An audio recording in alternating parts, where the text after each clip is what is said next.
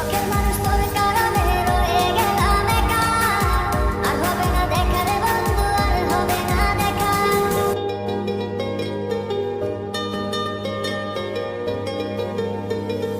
অন্তরেতে কিসের জ্বালা বলিব যে কারে, শখের মানুষ আঘাত দিল